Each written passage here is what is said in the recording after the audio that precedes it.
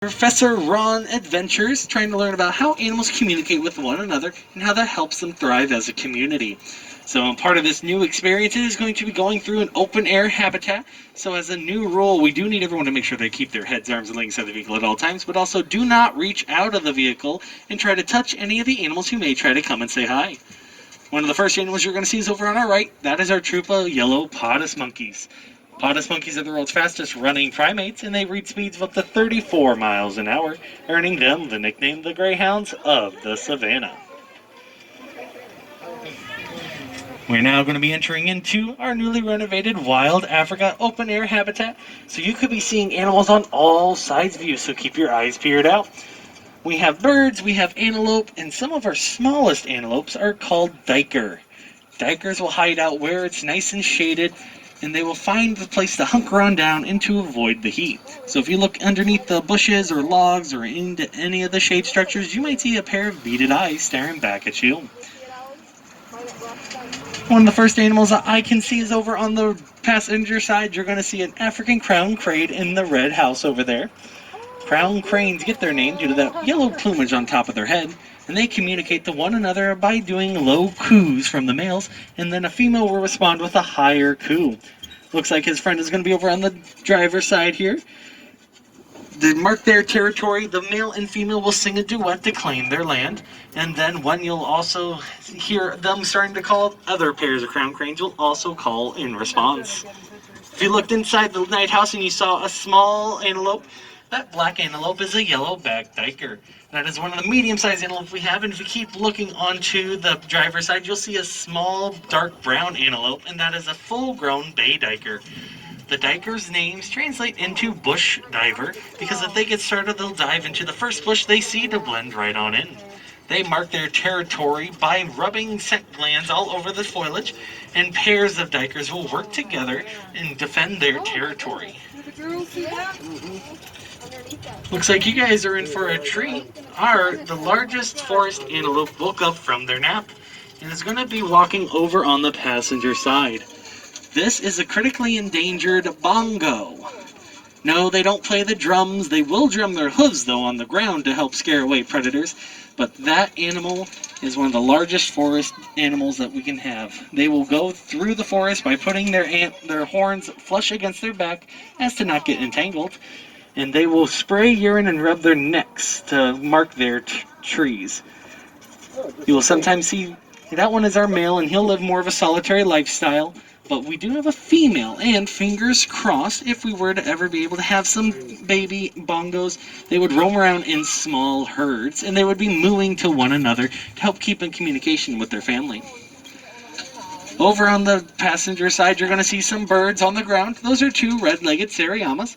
Seriamas are a noisier bird, and they love to wake everyone up in a 3-mile radius with their calls. Looks like we got some bald-headed beauties on the driver's side. These are some marabou storks. Marabou storks are the world's largest species of stork with an 8 to 10 foot long wingspan. Their nickname is the Undertaker due to their cloak-like appearance. And now those birds do not have a voice box. They sing in a different way. They'll actually inflate and deflate the gular sac that is underneath their beak, and that will allow them to produce croaking sounds, whistles, and sometimes some croaking. We're going to go on through, and I'm going to be just making sure those birds don't go on a further adventure here. But we're not done with our adventure. We're going to keep moving along. We're going to go find out more of Professor Ron's base camps and see a few more animals along the way. This base camp on the passenger side is going to be one of the few that you're going to see and learn all about Professor Ron's research to seeing how he helps save these animals by studying how they communicate. I do have to give a quick call back to the platform to let them know we're all clear.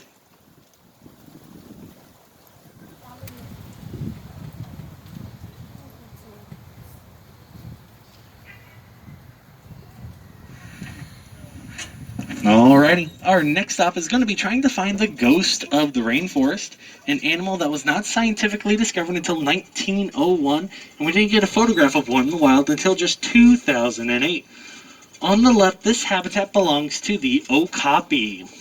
Okapis live exclusively in the Democratic Republic of Congo, and just like we love the bald eagle, the Congolese love their okapi, and they work hard every day to make sure that this beautiful animal is still around for future generations.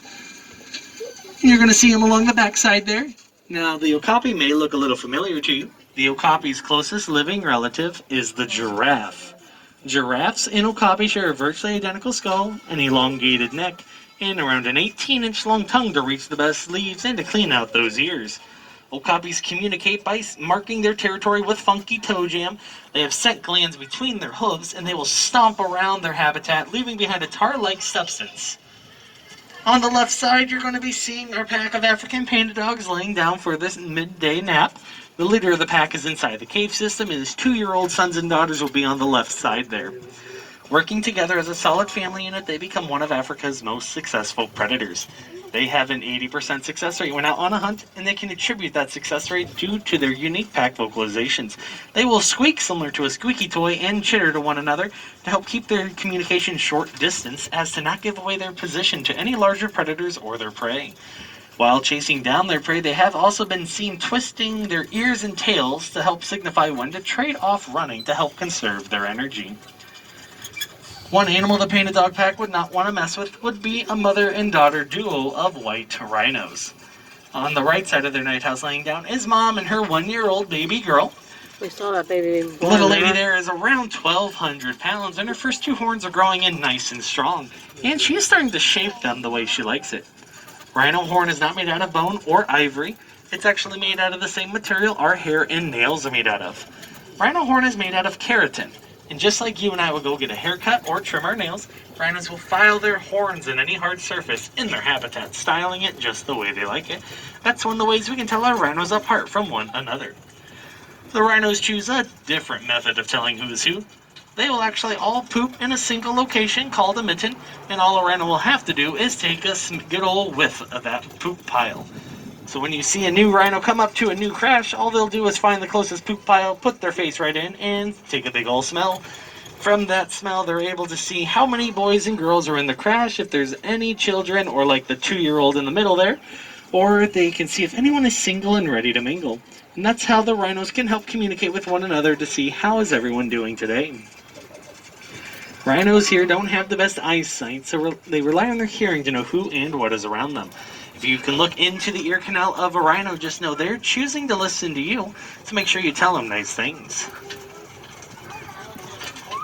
If these rhinos were a little bit small for your liking, don't worry, we're going to turn the corner here and go find our elephants. The larger elephant herds will be led by the herd matriarch, who's the oldest and wisest female elephant in charge of keeping her family safe, memorizing where the best food and watering holes are. It looks like our 2 mother and daughter duos are out on main habitat, and you'll see the 2 little ones rolling around in the dirt. That is one of the ways that an elephant can help beat the heat. They will throw and cover themselves in dirt and mud to help protect their skin from the sun and to keep any pesky bugs away from them. The 2 little elephants are 8 years old, and their mothers are going to be watching them right behind. Their father is going to be over onto the side here. On our right side, you're going to see the African elephant bull enjoying his lunch and his bachelor pad. It is quite common for a male elephant to live a solitary lifestyle. They only intermingle with the larger female herds on their yearly meet and greets. Oh, it looks like mom is also joining in on the fun over there. Even though we're not hearing anything right now, these elephants could be talking to one another. An elephant can speak in such a low frequency that we cannot hear it with our own ears. But an elephant's frequency can travel up to 20 miles through the ground, and another elephant can pick up that vibration through the pads of their feet and respond like a long-distance phone call. We give our animals choices of who and where they want to spend their day. You just saw the first 2 options for our elephants, the side habitat and the main habitat, but also they now have the option of coming on back into their bedroom, this big night house on our left. And right inside the first doorway, you're going to see our oldest African elephant. This is our matriarch. Looks like she decided to get a little bit of the comforts in for this midday. We give them options to change their habitat locations throughout the day, and she wanted the temperature-controlled floors today, because we can actually control the temperature of the floor of this building by running water through pipes that we've laid throughout the floor. So no matter what the temperature's outside, our herd is always nice and comfortable on the inside. The building in there is pretty tall, not only to house our elephants, but in case there's any hard weather rolling their way, it can also house their tall, nosy neighbors, the giraffes. This tall building is our open-air giraffe night house. We do have 2 giraffes here, and it looks like they're on the middle or main habitat today, so we'll get a better look at them on the main walking path. But we built them that open air draft house so they can look every which direction to keep an eye on everybody. Oh, there she is. If you look on the left side here, you'll see a 2-year-old Maasai female. She's going to be checking us out over here. She is around 11, 12 feet tall. Give her a couple years and she'll get to her full height. Now if I can direct your attention to the passenger side, you'll see the brand new safari vehicles. I know it's not as cute as the new giraffe, but that is where we're going to have everyone loading up on the back, and you're going to be joined by one of Professor Ron's research assistants learning all about his work. Let's see who else we can find. If you look in the back left, you're going to see a red-headed bird staring back at us. That is our male southern ground hornbill. Ground hornbills are incredible flyers, but they prefer a life on the ground. They have been seen chasing down snakes, lizards, small mammals, and small birds. We have some more marabou storks in the middle there. And I'm going to direct your attention to the far right side. We have a herd of Lola Neolids with our newest member right in front here. She's just around 1 month old, and that's a little female right there. Lola Neolo females and young males will have the reddish coat color with white stripes to help them blend into the forest. But when males mature, they grow a darker coat color and a long set of horns. That's called sexual dimorphism, and that just means when one sex grows to maturity, they start to look a little bit different. Our last two habitats are going to belong to our tortoises. This first one belongs to our Aldabra tortoises. Aldabra tortoises are the second largest species of tortoise in the world, with males averaging around 500 pounds. Our male is on the left side, and he's around 430 pounds currently, so he still has plenty of room to grow. But he is not the biggest rock roaming around Zoo Tampa, because right next door we have our Galapagos tortoises. Resting in his pool is our male Galapagos tortoises. Male Galapagos tortoises can reach an average around 600 pounds. Now for tortoises, you don't really hear much communication coming from them, but they do know how to talk to the birds. Tortoises have been known to salute or stand straight up and stretch out their neck to help signify to the finches to come on down and start picking off any bugs that may have started landing on their skin. The birds get a free meal and the tortoises get a spa day. Thank you all so much for joining us on Expedition Africa, but we hope you have a great rest of your day here at Zoo Tampa. If you want to see any of these amazing animals again, right across from the station is the main walking path, and please watch ahead and step as